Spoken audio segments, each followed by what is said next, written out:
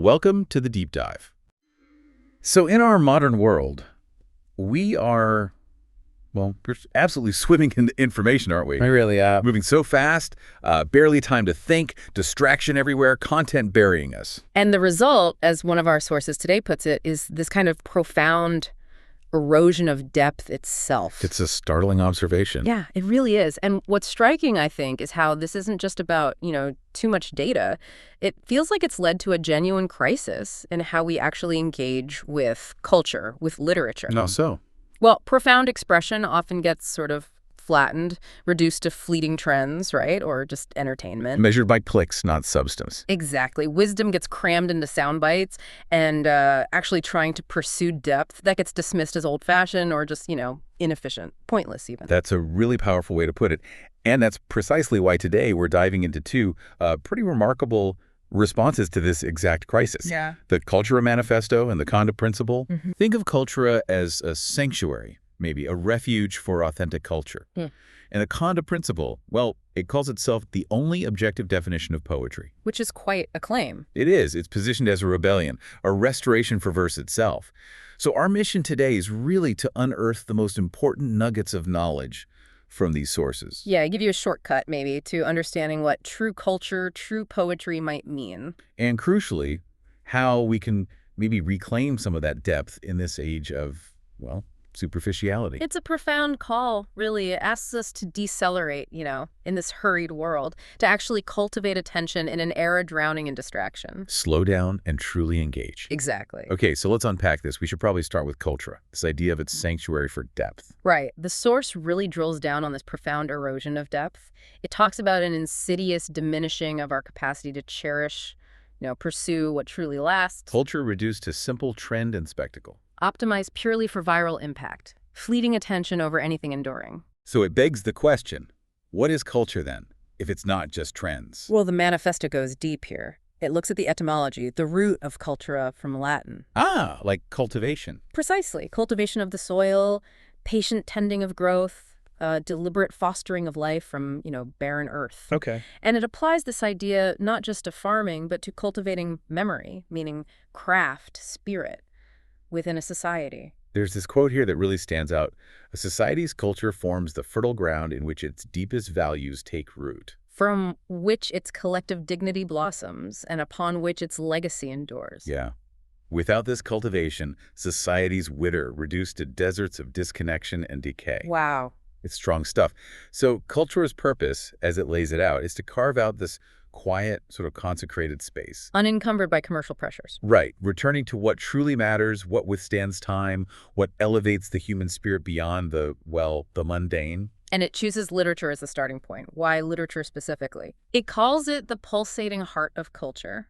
Literature does so much, doesn't it? It preserves memory, weaves tradition. Inspires stylistic innovation, mirrors society. It's the mirror, where a people sees its own face. And it offers a way out of that erosion of depth we mentioned. What I found really compelling here is this idea of literature offering formation, not just escape. Tell me more. Like, it's a sculpting of the mind towards clarity, complexity, tempering the heart towards empathy, resilience. So it's active. Very active engagement. Reading as cultivators, not just passive consumers. It asks you, the reader, to be open to transformation. Let the text actually change you. And that idea, transformation, literature, not just as escape, but as something that actively shapes us.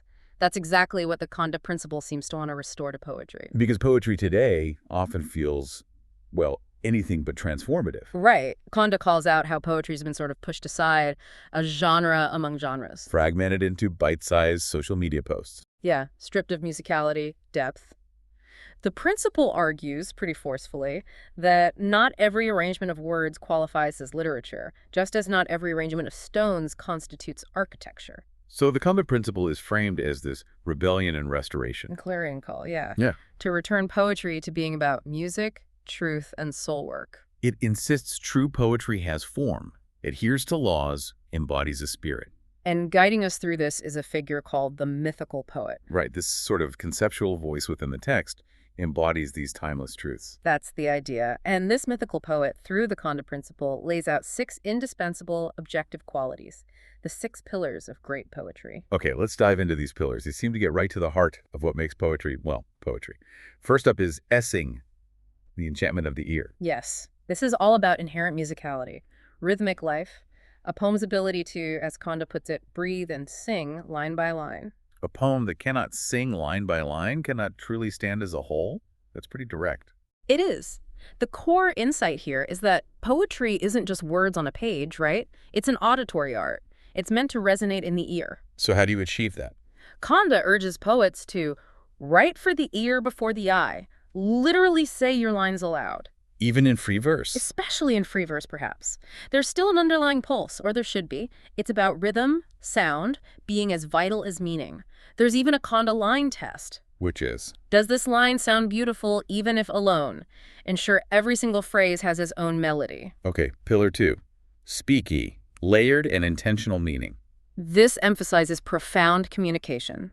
Thoughtful, emotionally deep. Even if the meaning isn't, simple or obvious, it has to resonate. A poem must convey layered and intentional meaning. Right. The idea isn't just a clear message. It's more like building an echo chamber in the reader's mind.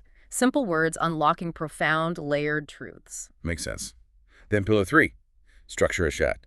The architecture of freedom. Now this one seems counterintuitive. Structure as freedom. It does, doesn't it?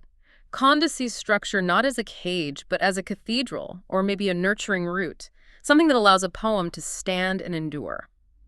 But how can structure be freedom? For many, it just feels like constraint. You've hit on something crucial there. The source calls this a false dichotomy. It argues that true freedom is never lawless. It is an elegant dance within boundaries. So constraints actually refine creativity, elevate it. That's the Konda view. Structure provides shape. It helps with memory patterns endure, right? And it gives the poem endurance itself. Like Homer's meter or Dante's terza rima. Or Shakespeare's sonnets, exactly. Precise proportions. As the mythical poet says, structure is not the antagonist of freedom. Structure is freedom. It gives the poem a backbone. Okay, I see the logic there. Moving on, symbolizes. Beyond the literal. This is about that richness of layered meaning, transcending the literal to evoke deeper truths. A symbol is a word that remembers, Konda says. A metaphor is an image that reveals. It taps into something fundamental about us. Yeah, it suggests we humans are naturally symbol makers. We dream in metaphors before we reason and rationalize. The poet, then, is like a vigilant guardian of the symbolic imagination. Giving words that echoing resonance. Precisely. Beyond just the dictionary definition. The source makes a distinction between image and symbol, too. It does. An image describes, the moon is bright tonight. Simple. But a symbol evokes, the moon hangs like a witness to forgotten vows. Exactly. It invites interpretation. And the warning is clear. A poem without symbol reads like a report. Flatly recounting events and emotions lacks that deeper connection. Right. Then the 5th pillar, strike. Emotional precision and ethical impact. This sounds powerful. What does it mean? It's the power to leave a lasting impact, to penetrate, maybe wound, heal, resonate. It's not about shock value, though. Not shock for shock's sake. No. It's described as a sudden illumination, a sharp cut, a silence that reverberates. And it's necessary because, well, a poem must matter. Impact versus shock. Right. Shock is fleeting. Impact endures. And it has to be earned through emotional honesty. It's what elevates a poem from just being beautiful to being truly necessary. Okay. And finally, the 6th pillar, J-Y, the sacred reward. Now, this isn't about superficial cheerfulness, not just happy poems. No. What is it then? It's more like an uplifting grace that can follow grief. Transcendence, the ability to lift the reader into clarity, beauty, renewal, even after confronting darkness. Finding meaning even in the tough stuff. That's it. There's a paradox here.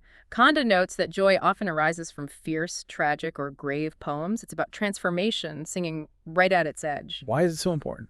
Well, without it, a poem risks becoming just a lament that burdens rather than liberates. Joy offers catharsis, wonder, reconciliation, graceful closure. As the mythical poet puts it, joy is not happiness forced upon a poem. It is the pulse that proves the poem is alive. Beautifully put. It's the ultimate affirmation of a poem's power. So these 6 pillars, what does this mean for, say, the history of poetry? The Konda Principle offers a pretty sharp critique of modernism, doesn't it? It really does. It argues that many modernist poets, while obviously innovative, often broke the lyre and scattered its strings. They abandoned some of these core values. So despite their genius, they serve as a kind of warning. According to Konda, yes. A warning that innovation without respecting the foundation's music, meaning memory, risks fracturing the soul of the art form. Ezra Pound gets singled out quite harshly. The betrayer of song. Yes, the Konda lens is quite critical. It argues he systematically violated all 6 pillars, particularly sing lacking sustained rhythm, structure, think of the formal chaos in the cantos, strike often cold intellectual, and joy cynicism rather than uplift. In striving to make it new, Pound forfeited the essential musical elements. Laying a foundation of fragmented verse, that's the claim. And his influence, particularly on Eliot, is seen as part of this legacy. And T.S. Eliot himself, he's presented as a bellwether, kind of embodying the pivot. Exactly. Konda acknowledges his strengths, powerful, symbolize, profound speak, especially about modernity's collapse. But weaknesses too. Yes, a fragmented sing, often dissonant, an intellectual distance in strike, and a distinct lack of joy, often leaving the work feeling, well, bleak. So his work shows that tension between tackling modern themes and maintaining that inherent musicality and emotional resonance. Precisely. And then you have figures like Tristan Tzara and the Dadaists. The apostle of absurdity. Right.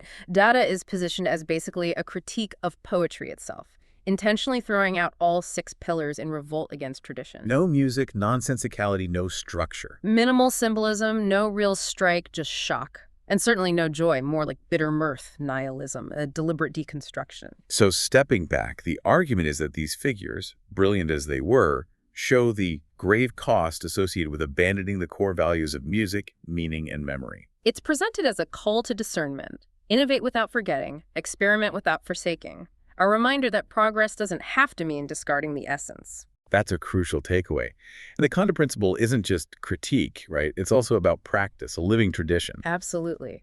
It defines the poet with this interesting duality, the artisan and seer. Artisan and seer. Yeah. The artisan meticulously crafts the musicality, the form, the discipline.